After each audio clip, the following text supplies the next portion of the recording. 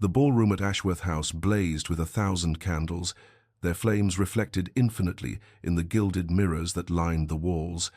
creating the illusion that London itself had been distilled into this single glittering space where the cream of society gathered on this warm June evening in 1815. The orchestra played a waltz, the strings sweet and melancholic beneath the brighter notes of the flutes, and the scent of hothouse roses mingled with expensive perfumes and the particular aroma of beeswax and ambition that seemed to perfume every grand ball of the season. Lady Cordelia Ashworth stood near one of the tall windows overlooking the garden, her fan moving slowly before her face, not from heat but from the need to occupy her hands with something, anything, that might disguise the trembling she felt whenever she allowed her gaze to drift as it did now, despite her best intentions, across the crowded floor to where he stood.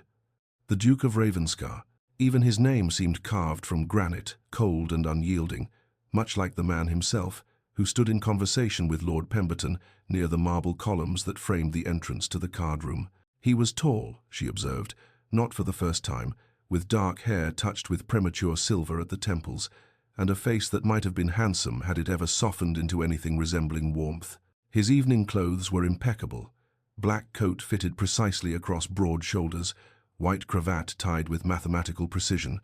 every element of his appearance speaking of control, of a man who permitted neither disorder nor excess in any aspect of his existence. "They say he has never smiled," whispered Lady Hartwell, who had materialized at Cordelia's elbow with the supernatural ability possessed by all dedicated gossips to sense when their subject was under observation. "Not once, not even as a child. His late father was the same cold as the family seat up in Yorkshire. They say the Duke conducts his affairs with the same efficiency he brings to his duties at court,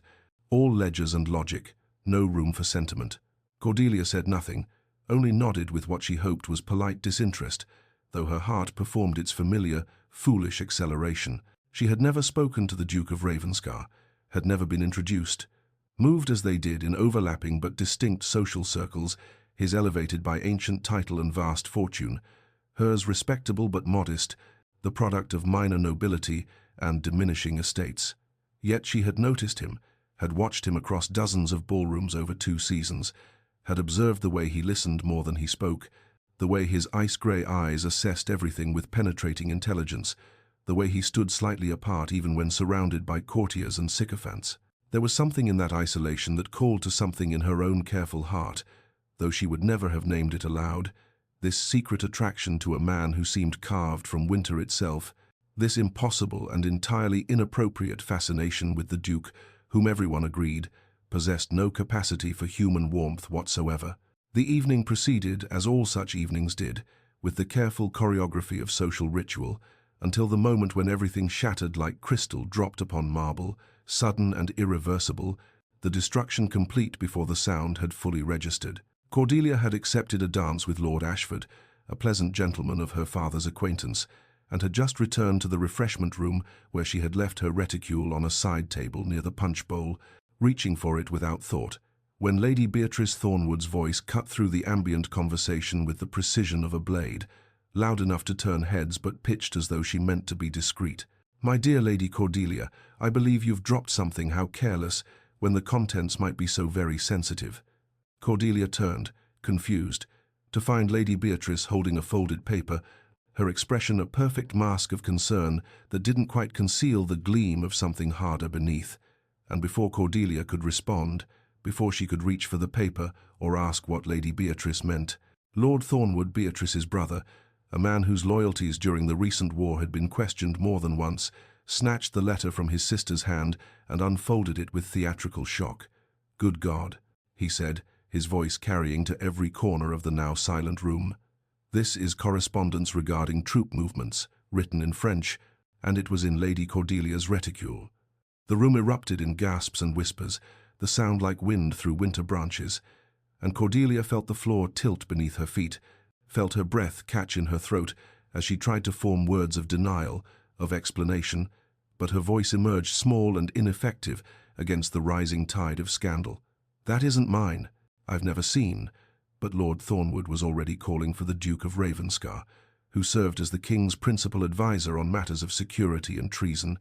and the crowd parted as the Duke strode forward, his face carved from ice, his grey eyes fixed on Cordelia with an intensity that paralyzed her, even as it made her heart pound with that same foolish, hopeless feeling she had nursed in secret for so long. He took the letter from Lord Thornwood, read it with methodical precision while the entire assembly held its collective breath, and when he looked up, his gaze found Cordelia's across the space between them, and she saw no warmth there, no question, no doubt, only cold certainty. "Lady Cordelia Ashworth," he said, his voice carrying the weight of absolute authority, each word falling like a stone into still water, creating ripples that would spread far beyond this single evening. "You stand accused of carrying correspondence that threatens the security of the crown, of conspiring with those who would undermine the peace so recently won at such terrible cost." She tried to speak, tried to defend herself, but he continued, implacable as winter. "The evidence is clear, found in your own possession, written in your own hand. If the initial C on the signature is any indication, it isn't my hand, Your Grace. I swear I have never." But her protest died as she saw his expression harden further, saw the absolute conviction in his face that she was guilty, that she was exactly what the evidence suggested, and she understood with devastating clarity that he had judged her already, had condemned her without trial, without question, without mercy. "You will leave London immediately," the Duke pronounced, his voice final as a door closing, as a tomb sealing. "By order of your king, and for the security of this realm, you are banished from society until such time as this matter can be properly investigated, though I suspect the investigation will only confirm what is already evident, your guilt." The ballroom spun around her, faces blurring into a mass of shock and avid curiosity and barely concealed satisfaction at witnessing such a spectacular fall, and Cordelia felt something break inside her chest, not just the terror of false accusation, but the sharper pain of betrayal, that he, the man she had secretly watched, had foolishly admired from afar, had become her harshest judge, had condemned her without even the courtesy of doubt. The journey north to Northumberland began the morning after her banishment, before dawn had fully broken over London, as though even the city wished to expel her under cover of darkness, and Cordelia sat in her family's travel-worn carriage with her maid Margaret beside her, silent and pale, while the streets gave way to countryside and the sky opened up grey and weeping, rain drumming against the roof with relentless monotony that matched the rhythm of her shattered heart. The roads were autumn-sodden, transformed to rivers of mud that sucked at the wheels and slowed their progress to a crawl, each mile taking an eternity, each inn, where they stopped for the night, offering only thin comfort cold rooms, curious stares from other travellers who had perhaps heard whispers of scandal, the weight of disgrace following her like a shadow she could not outrun. She did not sleep, could not silence the echo of his voice pronouncing her guilt, could not stop seeing the cold certainty in those grey eyes she had once foolishly thought beautiful, and the betrayal cut deeper than the false accusation itself, because she had nursed a secret tenderness for the Duke of Ravenscar,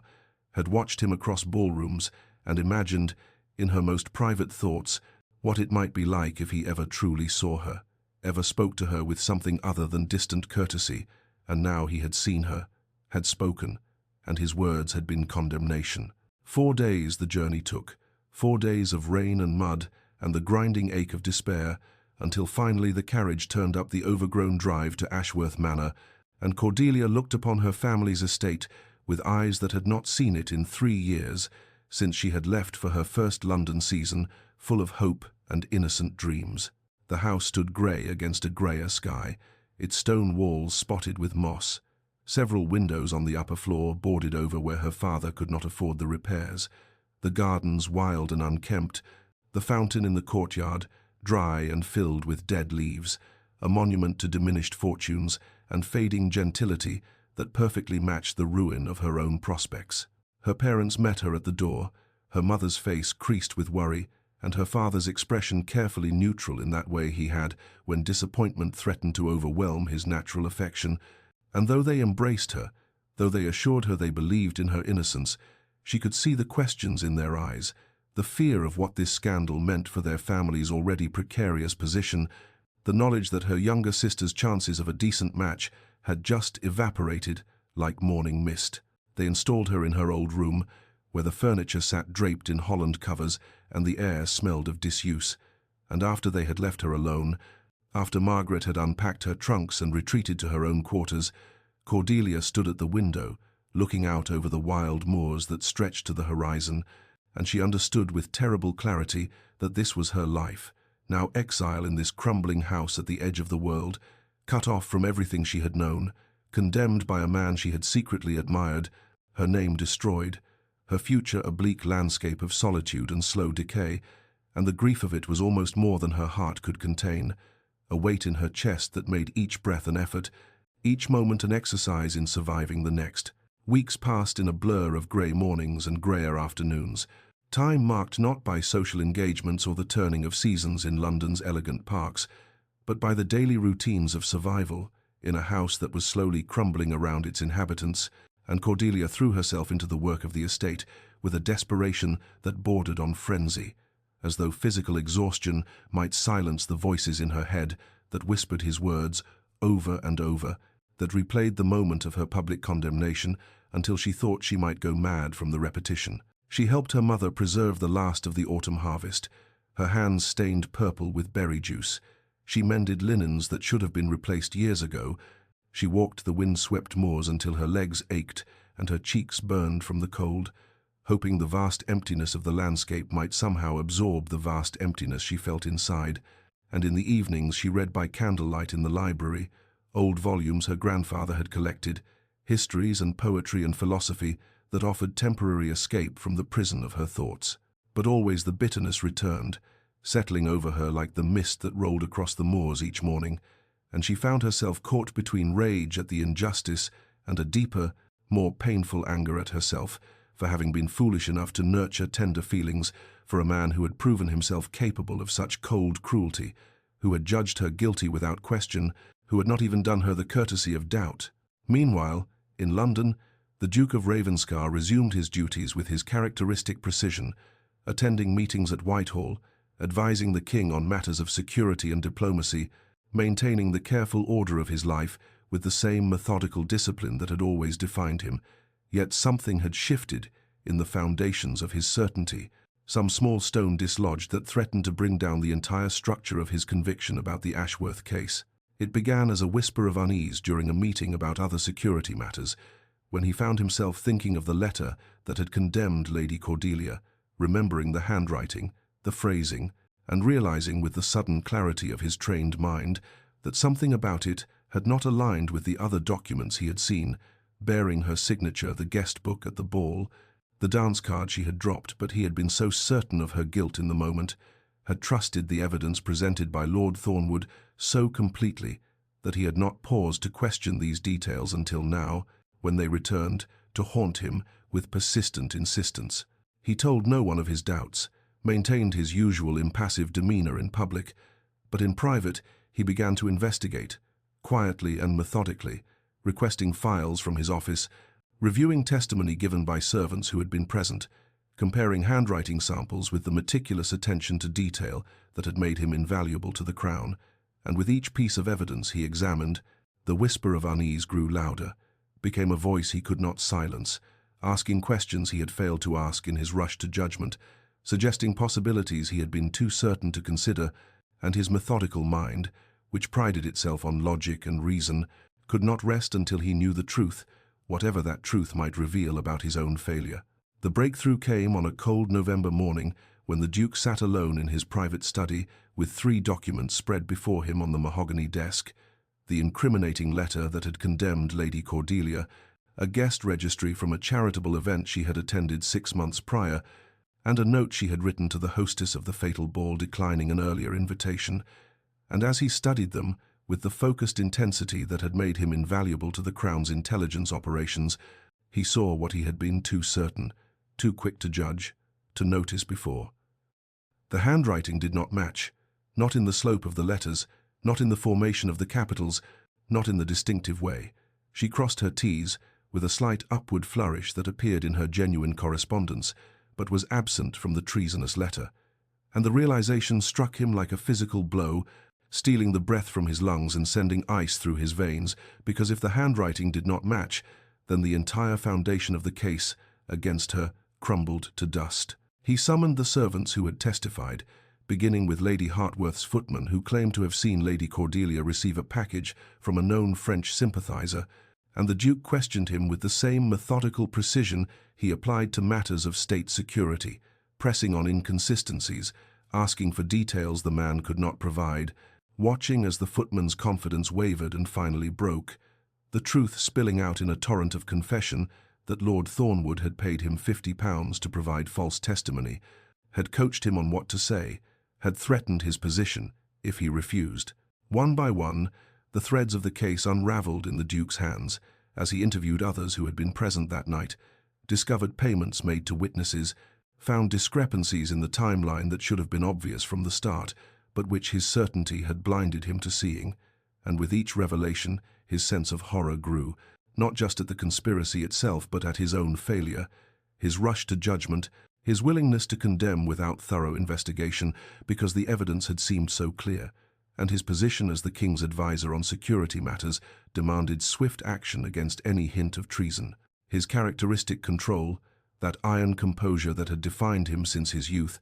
began to crack under the weight of a guilt so profound it threatened to undo him completely, because he had not merely made an error in judgment, he had destroyed an innocent woman's life, had cast her into exile with his words, had shattered her reputation and her future with the same cold certainty he applied to authentic threats to the crown, and the knowledge that she now suffered in disgrace, while he moved through London society with honor and respect, was a poison that seeped into every thought, every breath, transforming his ordered world into something unbearable. He sat alone in his study as evening fell and the candles burned low, holding the evidence of her innocence in hands that trembled slightly, a tremor he would have considered weakness in another man, but which he now recognized as the physical manifestation of a conscience finally awakened to its own capacity for injustice, and he understood with terrible clarity that this was not a mistake that could be corrected with a simple apology or a quiet retraction, that he had set in motion a catastrophe that demanded nothing less than complete dedication to its remedy. Whatever the cost to his own standing, whatever sacrifice it required of him, because Lady Cordelia Ashworth was innocent, and he had been her destroyer, and that truth would haunt him until he found a way to make it right. Months later, as autumn arrived in Northumberland with its palette of gold and amber, transforming the moors into a landscape of unexpected beauty, Cordelia had found what could only be described as a fragile peace, a tentative accommodation with her exile that felt less like acceptance and more like exhaustion. The simple inability to sustain the intensity of her anger and grief indefinitely, and in the spaces left by those receding emotions, she discovered small pleasures she had never noticed before. The way morning mist settled in the valleys like spilled silk, the startled flight of grouse from the heather, the particular quality of light on autumn afternoons that turned everything golden and temporary. She had befriended Miss Eleanor Hartley, the vicar's sister, a woman of perhaps 30 years with intelligent eyes and a practical manner who seemed entirely uninterested in London gossip and concerned only with the welfare of the village. And through Eleanor's influence, Cordelia had begun teaching the village children to read 3 afternoons each week in the small schoolroom attached to the church, finding in their eager faces and stumbling progress through simple texts a purpose that had eluded her in the glittering ballrooms of London,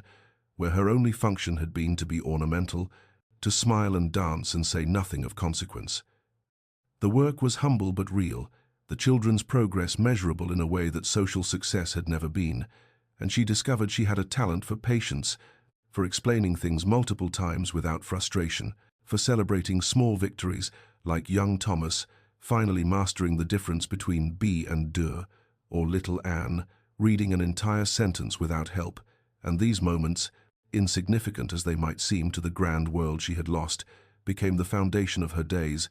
giving them structure and meaning. She still walked the moors most mornings, but the walks had changed in character, becoming less about outrunning her thoughts and more about genuine observation of the landscape's austere beauty. She learned to identify the calls of different birds, noticed the places where foxes denned, once spent an entire morning watching a vixen and her cubs play in a patch of sunlight near the garden wall, their russet fur bright against the grey stone, their complete absorption in the moment, a lesson in being present rather than trapped in memory or fear of the future. The melancholy had not left her entirely. It colored her days like watercolor wash on paper, subtle but pervasive, a gentle sadness that she had come to recognize as part of herself now, the permanent mark left by betrayal and exile. But it no longer consumed her, no longer prevented her from noticing beauty or finding satisfaction in small accomplishments. She had come to believe, with a conviction that felt like resignation, that she would never return to London, that this quiet life of teaching and walking and reading by candlelight was her future now, and she worked to accept this fate, not with bitterness, but with the kind of grace her mother had always tried to teach her, the ability to bear what must be borne without complaint, to find dignity in reduced circumstances, to build something worthwhile from the ruins of what might have been. And if sometimes in the evenings she still thought of the Duke, still felt the sharp pain of his betrayal, she had at least learned to set those thoughts aside, to refuse them the power to undo the fragile peace she had constructed from the wreckage of her former life. The final piece of the conspiracy revealed itself on a December morning when the Duke's investigator brought him a sealed letter discovered in Lord Thornwood's private correspondence, a letter written in Lady Beatrice Thornwood's distinctive hand, detailing the entire plot with such casual malice that reading it made the Duke's blood run cold. She had envied Cordelia's beauty and her easy place in society, had resented the attention gentlemen paid her, and when her brother mentioned needing a scapegoat to divert attention from his own treasonous activities, Lady Beatrice had seen an opportunity to destroy her rival while protecting her family, had forged the incriminating correspondence herself after studying samples of Cordelia's handwriting obtained from mutual acquaintances, had planted the evidence in Cordelia's reticule during the ball with the help of a paid servant, and had orchestrated the entire revelation to occur in the most public and damaging manner possible, knowing that the Duke's position would require him to act swiftly and decisively against any hint of treason. The evidence was irrefutable, documented in Lady Beatrice's own words, with dates and details that corroborated everything the Duke had already discovered, and as he sat in his study with the letter before him, he felt a fury unlike anything he had experienced before, cold and absolute, the kind of rage that bypassed heated emotion and went straight to a glacial determination to see justice done. But beneath that fury was something deeper and more terrible, a horror at his own complicity, at how easily he had been manipulated, how his certainty and his position and his pride had made him the perfect instrument of an innocent woman's destruction, because Lady Beatrice had understood him well enough to know that the Duke of Ravenscar, once convinced of a threat to the crown, would show no mercy, would not hesitate, would bring down his judgment with all the weight of his authority and his absolute conviction. He ordered the arrests immediately, watching with grim satisfaction as Lady Beatrice was taken from her townhouse, still in her mourning dress, her face pale with shock that her crime had been discovered, and as Lord Thornwood was seized at his club and led away in chains, while his former friends watched in stunned silence. But even as he ensured that Cordelia's accusers would face the full consequences of their conspiracy, the Duke understood with painful clarity that arresting the guilty parties was the simplest part of what must be done, that his greater task, the one that would require every ounce of his will and influence and political capital, was to convince the king to pardon Lady Cordelia and restore her name, because a royal condemnation could only be undone by royal decree, and King George was not a man who enjoyed admitting error or reversing his judgments, particularly in matters that touched on security and treason. The Duke began preparing his case that very afternoon, assembling every piece of evidence, every witness recantation, every proof of Cordelia's innocence and of the conspiracy against her, working through the night with a focus that his secretaries had never witnessed before, because he understood that this was not merely about correcting a legal error, this was about restoring a life he had destroyed, about somehow making amends for an injustice he had authored.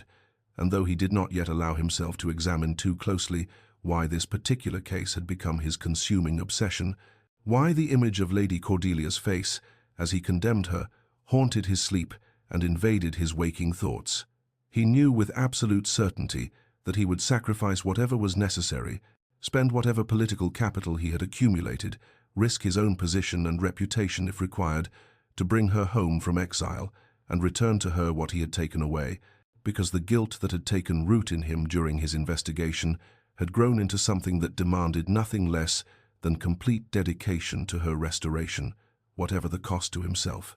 The Duke requested his first audience with King George 3 days after ordering the arrests, appearing in the royal chambers with his evidence meticulously organized and his arguments carefully prepared, but he found himself facing a monarch who was less concerned with justice than with the appearance of infallibility. And as he laid out the proof of Lady Cordelia's innocence, the handwriting analysis, the witness recantations, Lady Beatrice's own damning correspondence, the king listened with an expression that grew increasingly uncomfortable, shifting in his ornate chair as if the truth itself were physically distressing, before finally raising one beringed hand to halt the Duke's presentation and saying in a tone that brooked no disagreement, "The matter is complicated, Ravenscar, more complicated than you perhaps appreciate, for to reverse our judgment now would be to admit error in a matter of treason, and at a time when Bonaparte's supporters still lurk in every shadow,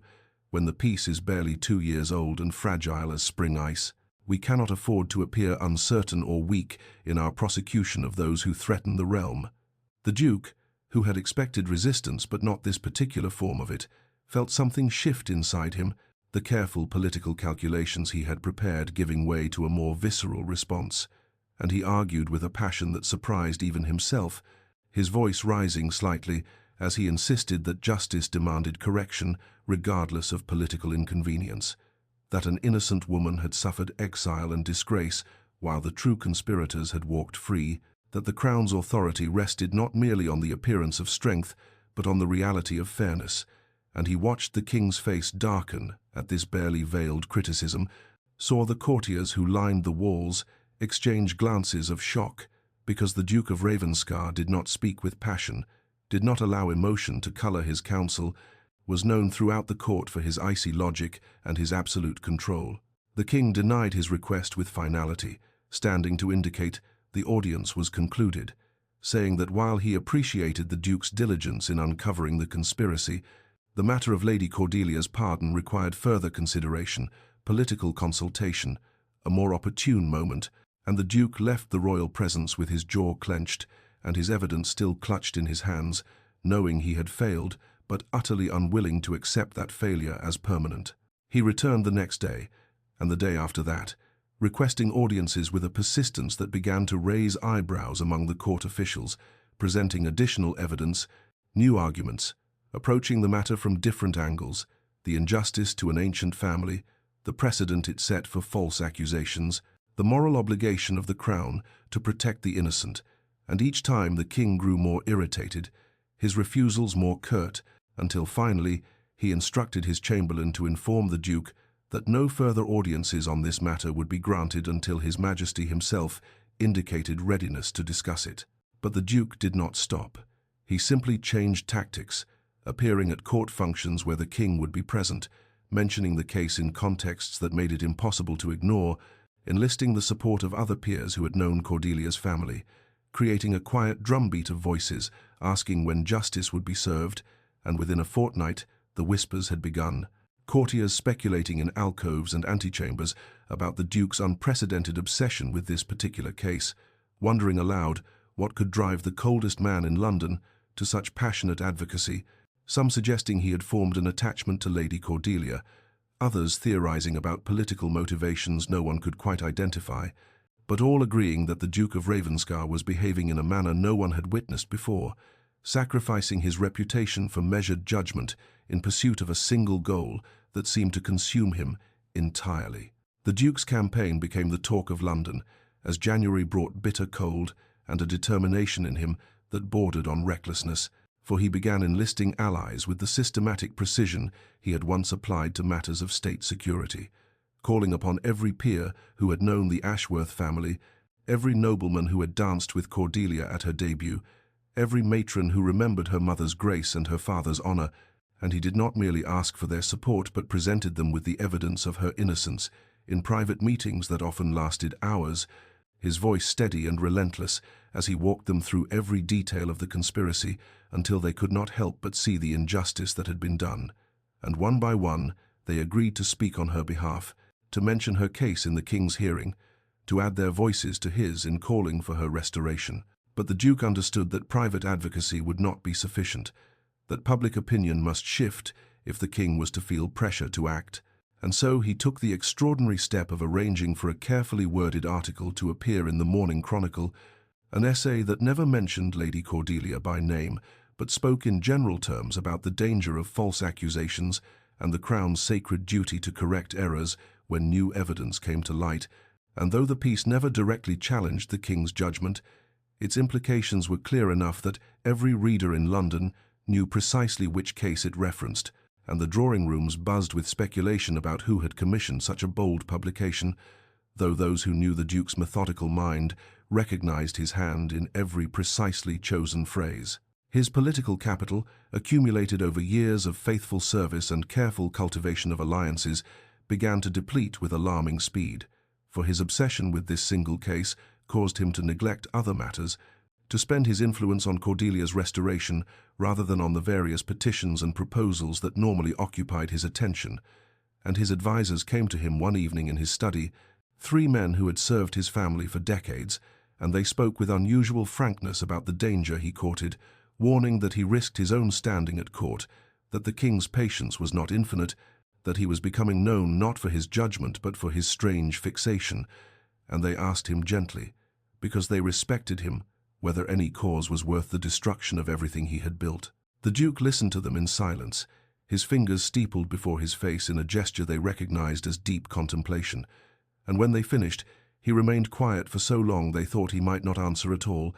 but finally he spoke, his voice low and rough, with an emotion he had never before shown them.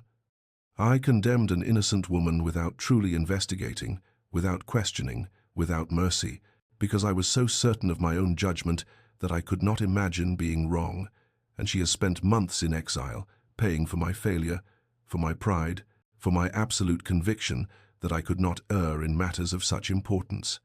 He looked up at them then, and they saw something in his face that shocked them, not anger or frustration, but a kind of desolate recognition, as he continued. "This is no longer merely about correcting a legal error or restoring a reputation, though those things matter. This has become about atonement for a sin I did not know I was capable of committing, and I will spend whatever is necessary, sacrifice whatever is required, because the alternative is to live with the knowledge that I destroyed an innocent life and did nothing to repair it, and that, gentlemen, is a cost I cannot bear." Winter approached Northumberland with the slow inevitability of judgment deferred,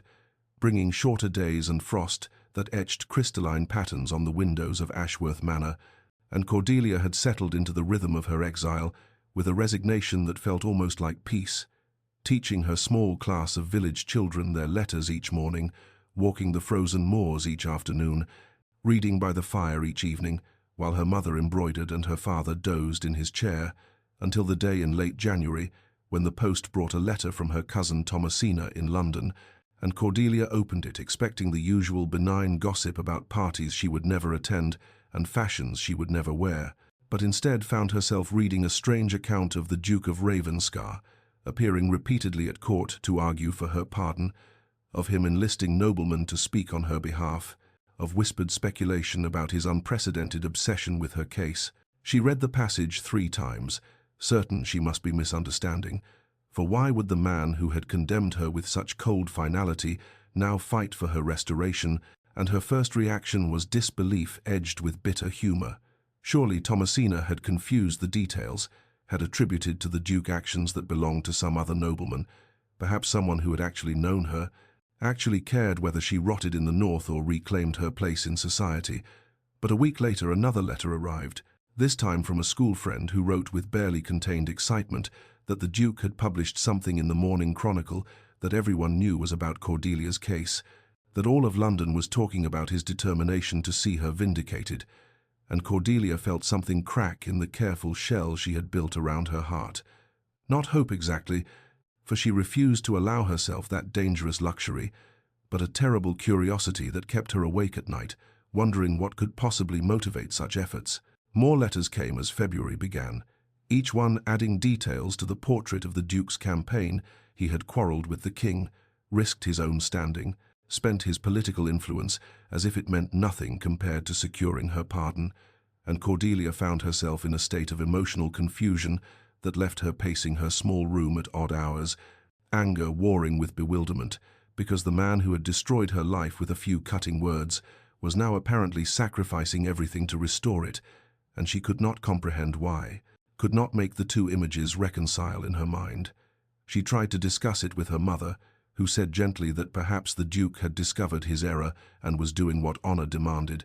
But Cordelia knew that men of the Duke's position did not risk the king's displeasure merely to correct administrative mistakes, did not deplete years of accumulated influence for abstract principles of justice, and so some other explanation must exist, some motivation she could not identify, and the not knowing gnawed at her like hunger, made her read and reread each letter, searching for clues to his thinking, to his heart, if indeed he possessed such an organ beneath that icy exterior. She told herself firmly that she would not hope, would not allow herself to imagine that his efforts meant anything beyond a powerful man's determination to right a wrong he had committed, would certainly not permit herself to wonder whether he thought of her as anything more than a case to be resolved, a problem to be solved with the same methodical precision he apparently applied to all matters of state. And yet she found herself standing at her window watching the frozen road as if riders might appear at any moment with news from London, found herself listening for the post with an eagerness that shamed her, found herself remembering against her will the way he had looked across the ballroom before everything shattered, and hating herself for remembering, for caring, for allowing even the smallest crack to form in the armor of indifference she had worked so hard to forge around the ruins of her heart. The Duke requested a private audience with the king on a cold February morning when fog still clung to the Thames and the palace corridors echoed with unusual quiet, and he arrived with none of his customary composure, his jaw set in a line that his valet had never seen before, his eyes burning with a determination that bordered on recklessness, for he knew he was about to risk everything he had built over years of patient service, every alliance he had cultivated, every ounce of influence he had accumulated, and he would do it gladly if it meant finally securing Cordelia's restoration. The king received him in the small receiving room, where matters of delicate importance were discussed away from the curious ears of courtiers, and His Majesty's expression held weariness and irritation in equal measure, for the Duke's persistence had become exhausting, his repeated petitions a source of tension that the king resented, and before the monarch could speak, the Duke began with words he had rehearsed 100 times, yet still felt inadequate. "Your Majesty, I have served the crown faithfully for 15 years, as my father served before me and his father before him, and I have never asked for personal favor or placed my own interests above those of the realm, but I stand before you now prepared to stake everything on this single request. Lady Cordelia Ashworth must be pardoned and her name restored, for the evidence of her innocence is irrefutable, and the injustice done to her, a stain that grows darker with each day, we fail to correct it." The king's face darkened at this opening, for the Duke's tone carried an edge that approached insubordination, and he replied coldly that the matter had been discussed repeatedly, that political considerations must be weighed against individual cases, that the crown could not appear to reverse its judgments without compelling reason, but the Duke did not retreat as he always had before, did not bow and withdraw to regroup for another attempt, instead stepping forward with a boldness that made the guards at the door straighten in alarm and saying with quiet intensity, "Then I must inform your Majesty that if Lady Ashworth is not pardoned, I will resign every position I hold in your service. I will withdraw my family's support from the crown in all matters, both public and private, and I will stand before Parliament and detail every piece of evidence that proves her innocence and condemns those who conspired against her, and if that constitutes treason, then I will accept whatever punishment your Majesty deems appropriate, for I will not remain silent while an innocent woman suffers for my failure to investigate properly before condemning her." The silence that followed was absolute, terrible, crackling with a tension that seemed to draw all air from the room, and the king stared at him with an expression of profound shock. For no nobleman had spoken to him thus in decades, no adviser had threatened such open defiance, and the Duke held his gaze without wavering, his heart hammering but his face composed, knowing he had crossed a line from which there could be no retreat, that he had just destroyed his career and possibly his freedom, but finding in that destruction a strange liberation, a rightness that steadied his voice as the king finally spoke with dangerous softness. Why does this case matter so much to you, Ravenscar? Of all the injustices in the realm, all the falsely accused and wrongly condemned, why has this particular woman become your obsession?" And the Duke discovered that he had no prepared answer for this question, no careful political response, and what emerged instead was raw truth that surprised even himself. "Because I was wrong, Your Majesty, and I must make it right." The king's expression shifted through several emotions in the space of a heartbeat: surprise, calculation, something that might have been reluctant respect, and then he leaned back in his chair with the weariness of a man who has finally been bested, and said quietly, "You would truly throw everything away for this? Ravenscar, your position, your family's legacy, your entire future, for a woman you have never even properly spoken to?" And it was not quite a question, but the Duke answered anyway with simple honesty. "I would, Your Majesty, because some things matter more than position or legacy, and making right what I made wrong is one of them." And the king studied him for a long moment before nodding slowly and saying, "Very well, I will grant the pardon, but there are conditions. Lady Ashworth must be formally presented to court again, her reputation publicly restored through my personal acknowledgement before the entire assembly, and you, Ravenscar, must sponsor her return personally, must stand beside her as she is vindicated, so that all of London sees that the man who condemned her now vouches for her innocence. Do you accept these terms?" The Duke felt relief crash through him like a wave breaking against cliffs, so powerful it nearly buckled his knees, but he kept his voice steady as he bowed and said,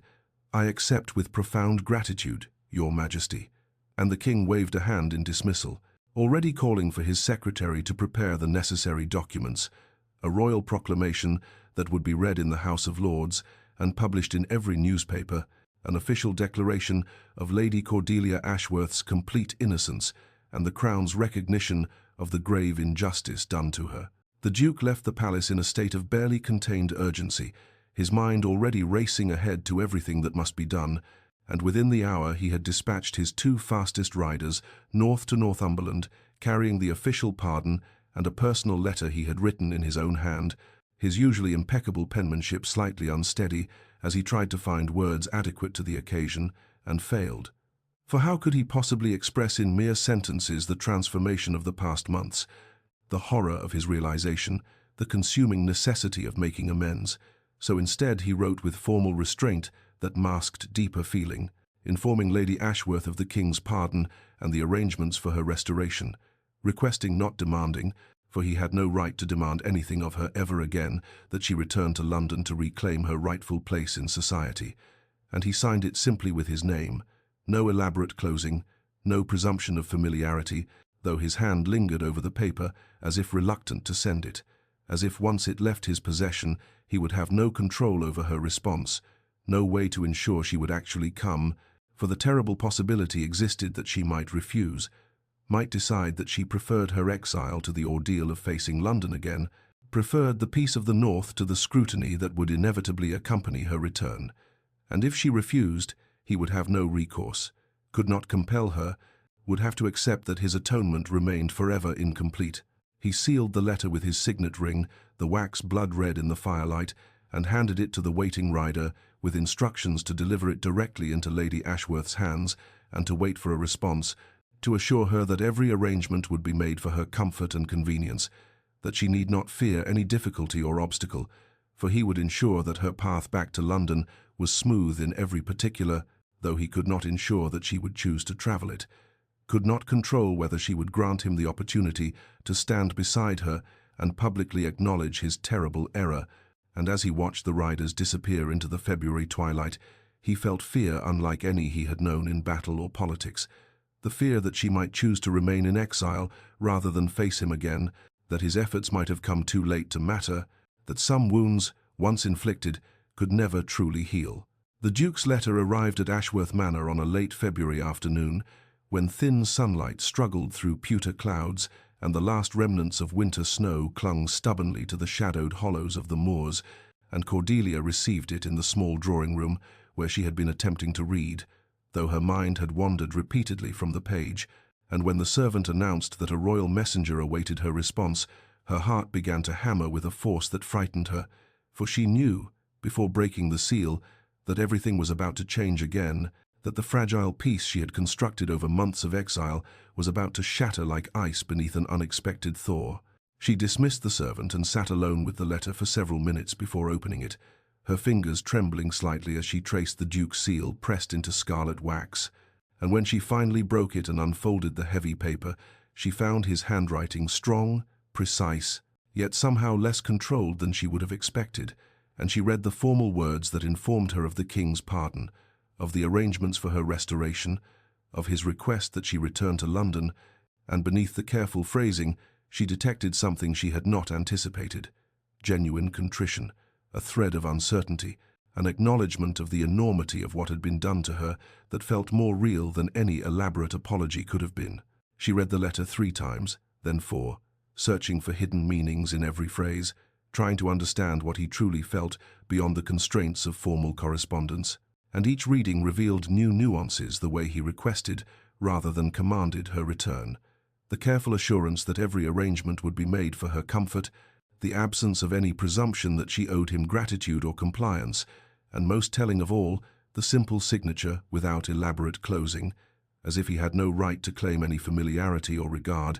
as if he understood that he had forfeited any such privilege when he condemned her without investigation. Her parents, when she showed them the letter,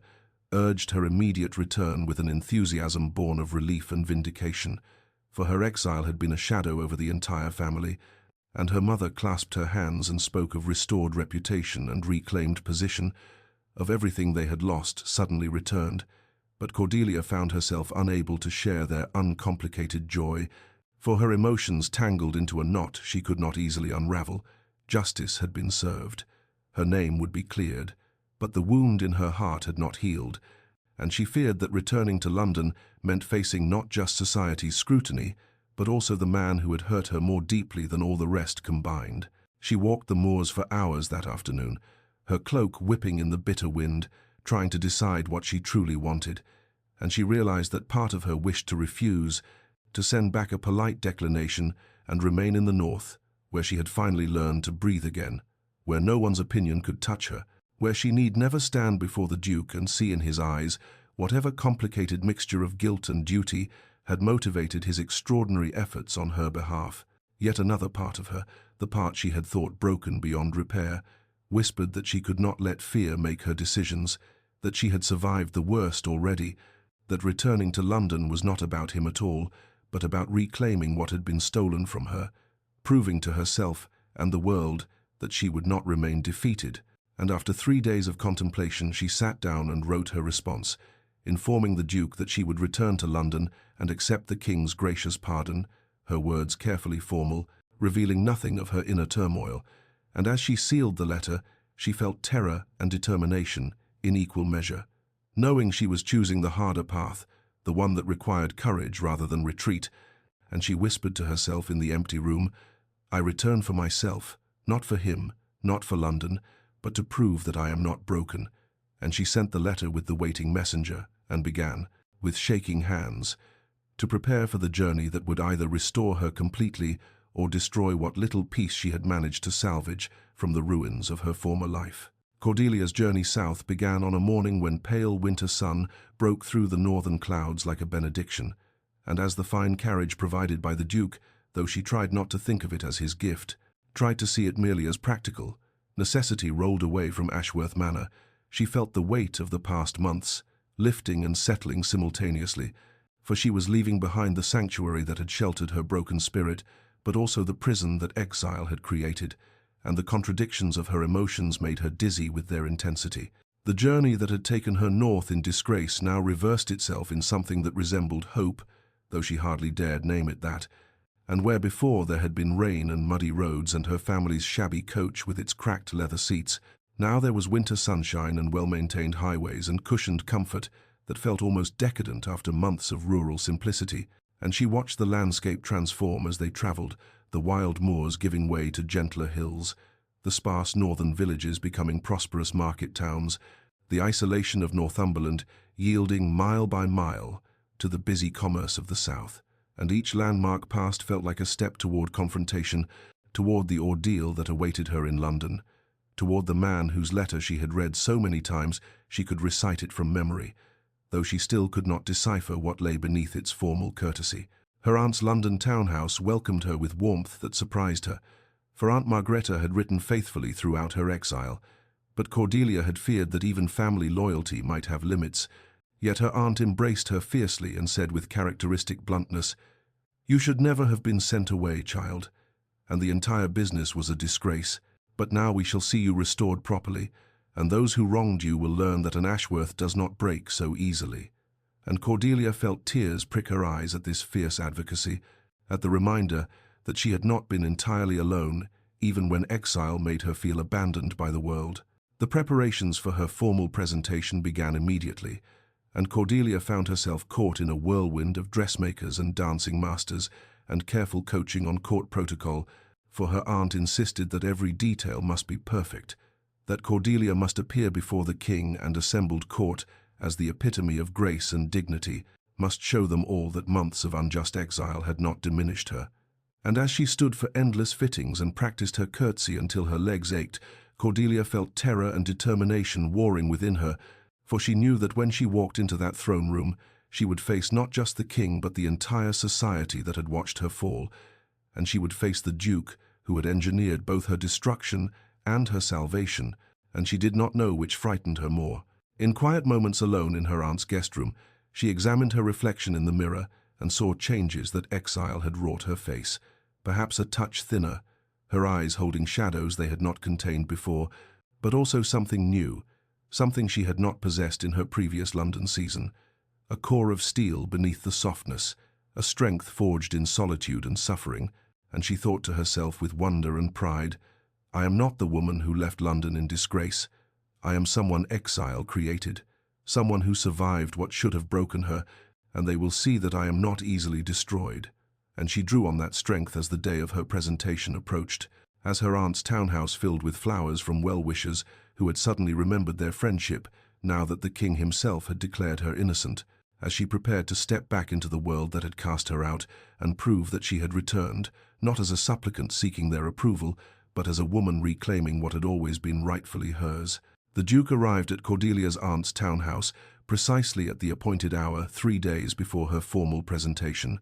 and when she descended the stairs to the drawing-room, where he waited with her aunt serving as chaperone, she felt her breath catch in a way that infuriated her, for she had told herself during the long journey south that she would be composed, that months of exile had armored her heart against him, yet the sight of him standing by the window with afternoon light, casting his austere features into sharp relief, undid something in her carefully constructed defenses, and she forced herself to walk steadily across the room, though her hands trembled slightly in the folds of her gown. He turned as she entered, and for one unguarded moment she saw something raw flash across his face, relief, perhaps, or apprehension, or something more complicated than either before. His expression settled into the formal mask she remembered from that terrible night when he had condemned her before all of London, and he bowed with precise correctness and said, "Lady Cordelia, I am grateful you consented to see me," and his voice carried a roughness she had not heard before,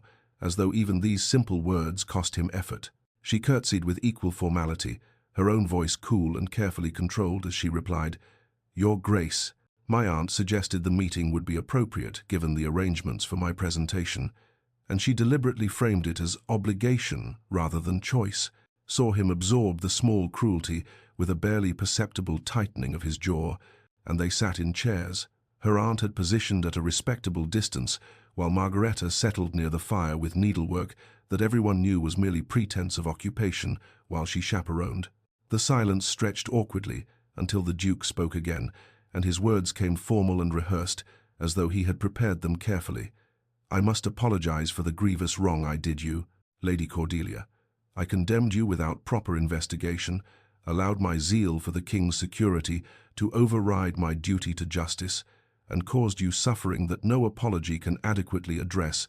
but I take full responsibility for my failure and hope that my efforts to restore your name demonstrate the sincerity of my regret." And though the words were stiff, carefully constructed, Cordelia heard beneath them genuine remorse, saw in the tension of his posture and the tightness around his eyes that this formal apology concealed deeper turbulence. She accepted with equal stiffness, saying, Your Grace's recognition of the error and his subsequent efforts on my behalf are appreciated. The king's pardon restores what was taken, and we need not dwell further on past difficulties. And even as she spoke the polite dismissal, she felt the inadequacy of it, for how could such formal words encompass the enormity of what had passed between them, her exile, his obsessive quest for her vindication, the months of suffering and effort that could not be neatly contained in drawing-room courtesy. They spoke briefly of practical matters, the presentation ceremony, the arrangements that had been made, the king's conditions for her restoration. And throughout the conversation, Cordelia found herself noticing details she had never observed during those brief moments at balls before her banishment,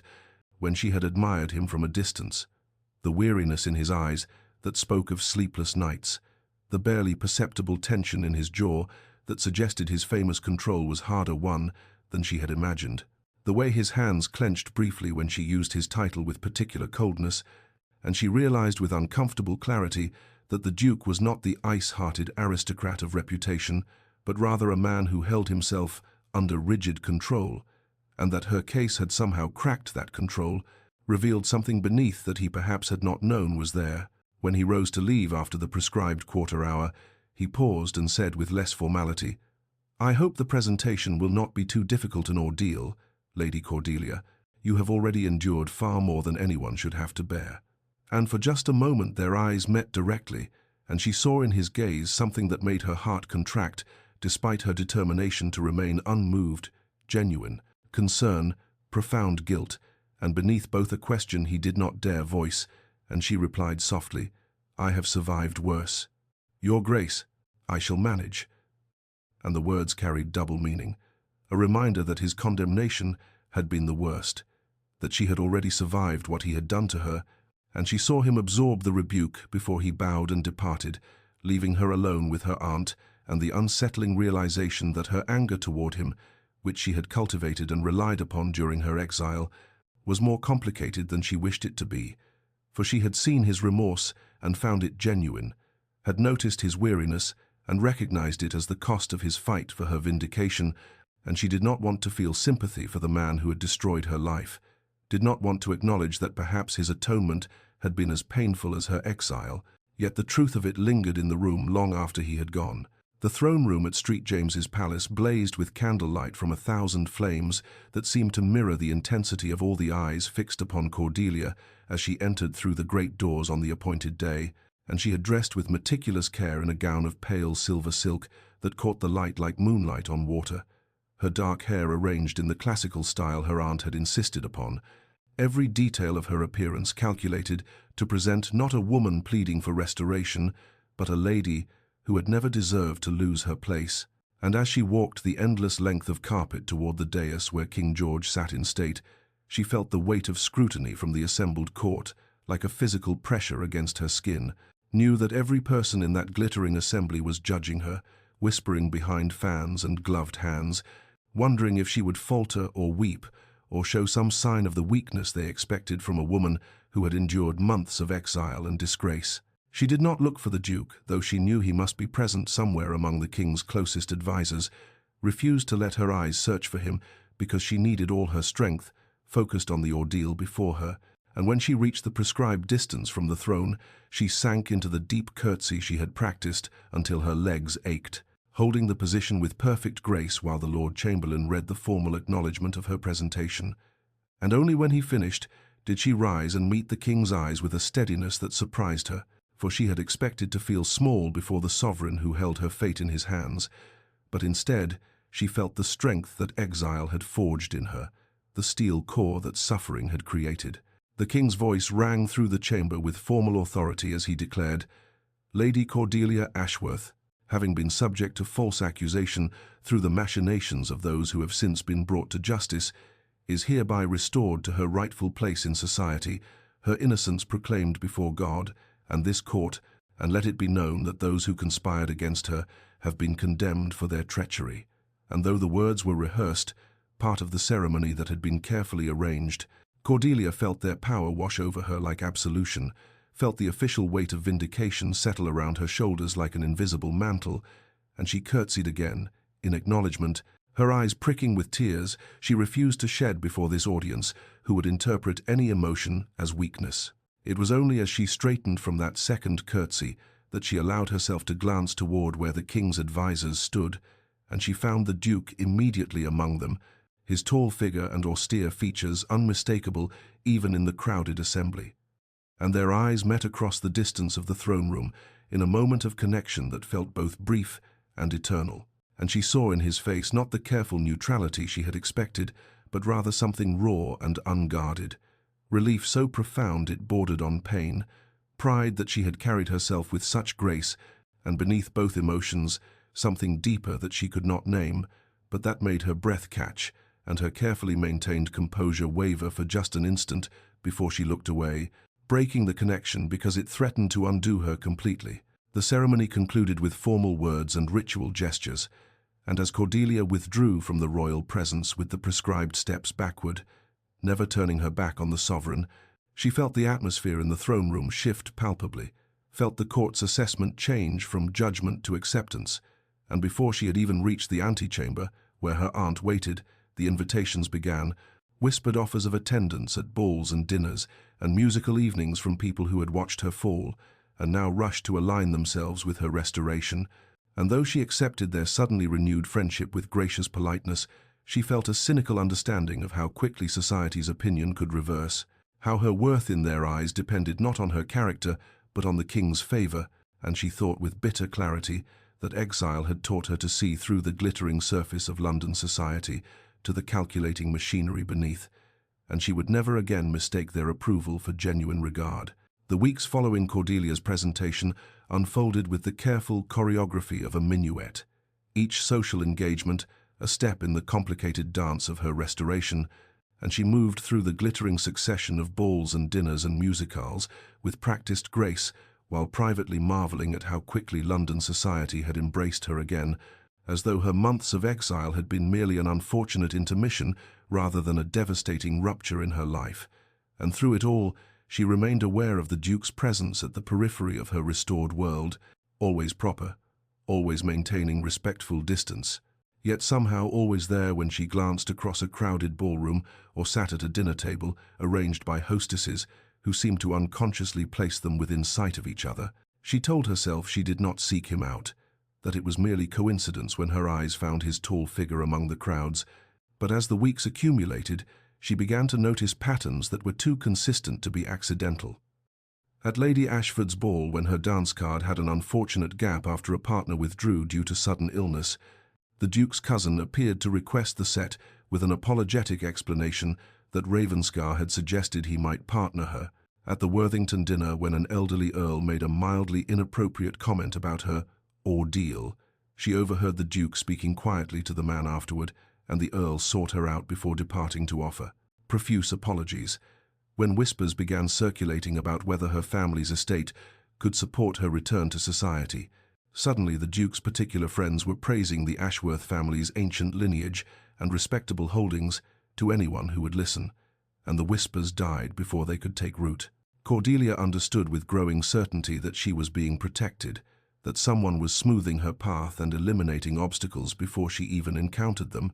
and though the Duke never acknowledged these interventions, never approached her directly beyond the required courtesies at social functions, she knew with absolute conviction that he was the architect of her careful restoration, and the knowledge stirred something complicated in her chest. Gratitude, certainly, but also confusion about his motives and a reluctant softening of the anger she had held close like armor since her exile. Their actual encounters remained brief and scrupulously proper.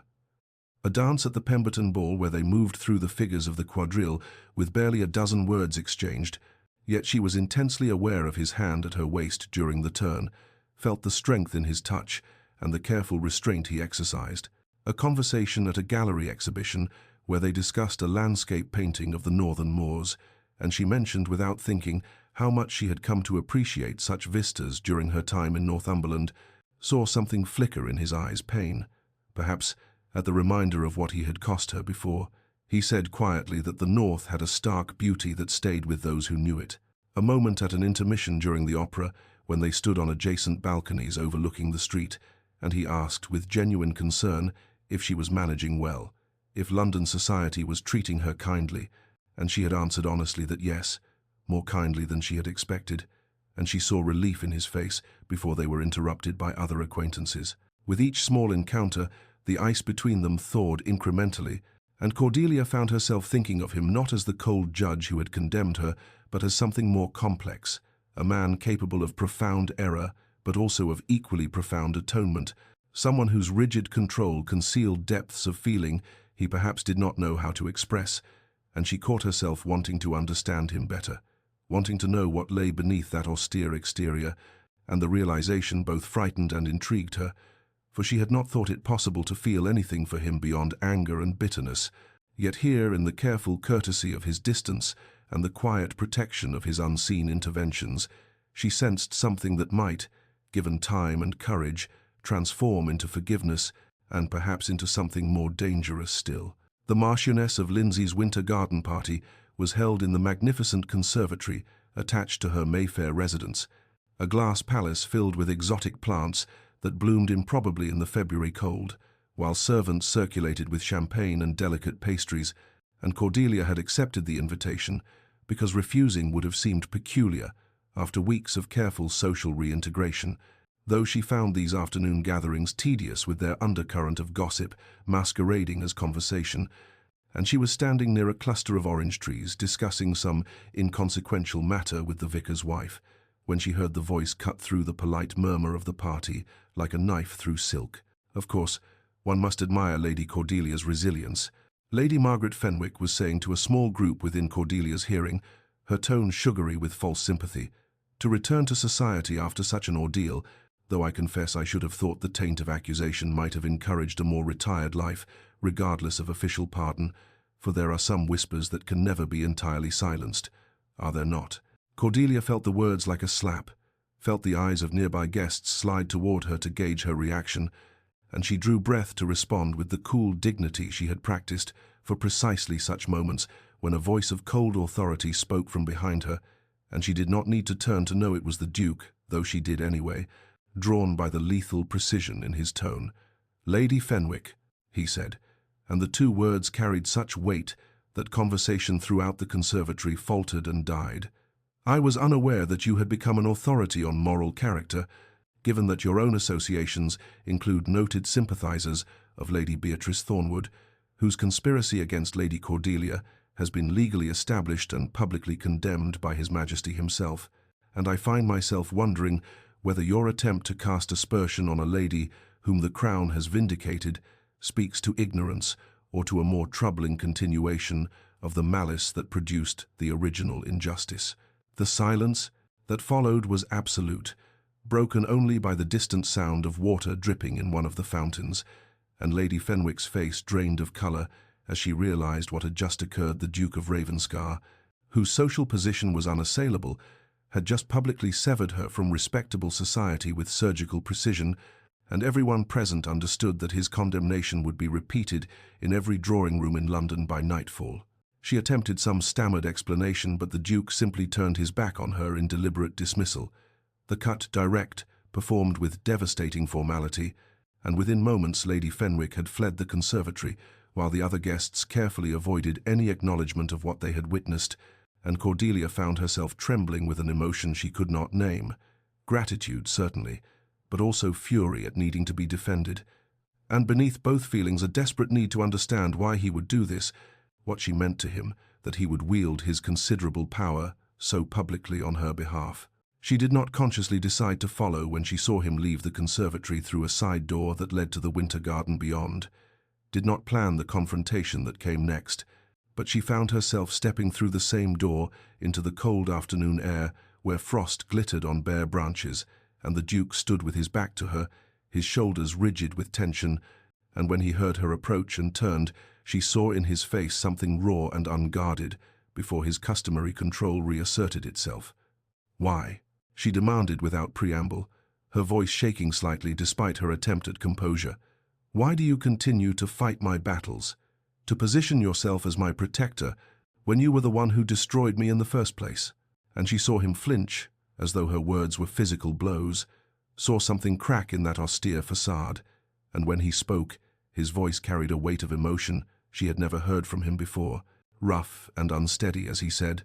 "Because when I investigated your case, Lady Cordelia, I discovered not merely your innocence, but your character. Every servant I interviewed spoke of your kindness. Every charitable institution listed your contributions. Every person who knew you described intelligence and compassion and grace.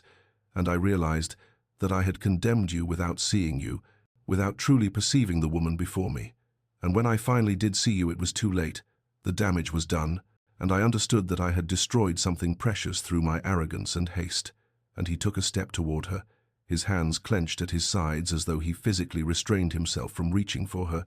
his eyes burning with intensity as he continued. "I did not fight the king for abstract justice, Lady Cordelia. I fought for you, because you deserved better than my judgment, better than exile, better than the pain I caused. And if I spend the rest of my life ensuring that no one ever hurts you again, it will not be sufficient atonement for what I have done." His words hung in the cold air between them, like a confession whispered in a cathedral, and Cordelia felt something break open inside her chest, not the clean snap of a branch, but the slow, terrible cracking of ice that had formed over deep water. And suddenly all the anger she had held so carefully contained came flooding out in a torrent she could not control. "You want to atone," she said, and her voice shook with the force of emotions too long suppressed. "You cannot imagine what you cost me, Your Grace. You cannot conceive of what it means to be torn from everything you know and cast out like refuse, to watch your parents' faces crumble with disappointment even as they professed belief in your innocence, to spend months in a crumbling house where every room reminded you of better days now lost, to walk the moors alone because you could not bear company and wonder if you would spend the rest of your life in that grey exile, forgotten by everyone who had once smiled at you in London's ballrooms." And she saw him flinch with each accusation, but she could not stop. The words coming faster now as tears she had refused to shed for months finally spilled down her cheeks. "I rebuilt myself from nothing, learned to find purpose in teaching village children and mending my own clothes and accepting that the life I had imagined was gone forever. And just when I had found some measure of peace, you dragged me back to face it all again. The society that condemned me, the scrutiny, the whispers, the knowing I would always be the woman who was accused regardless of official pardon," and her hands were trembling as she pressed them against her chest, where her heart hammered painfully, and she forced herself to meet his eyes, even as her vision blurred with tears, because he needed to see what he had done, needed to understand the full measure of his destruction. But then something shifted in her, some deep truthfulness demanding acknowledgement, and she heard herself saying in a quieter voice raw with vulnerability,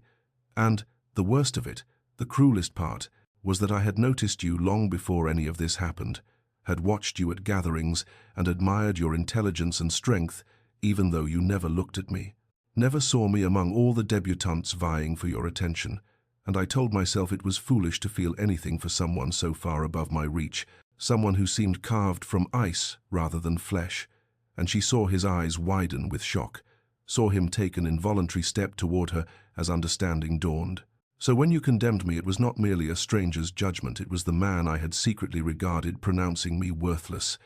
And that betrayal cut deeper than the scandal itself,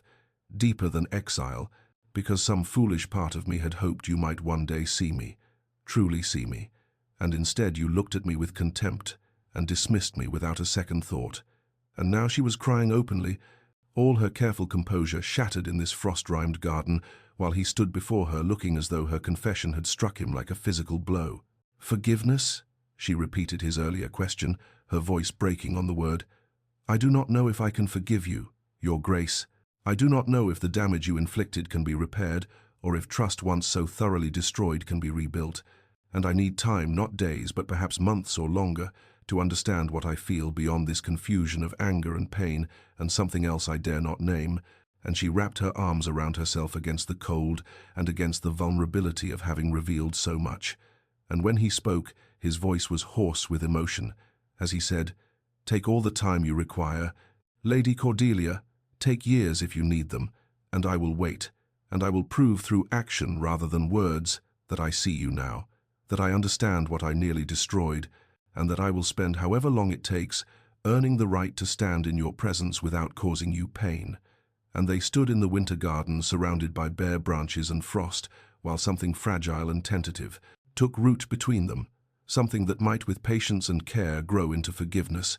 and perhaps into something neither of them yet dared to name. Spring came to London with a gentleness that felt like benediction,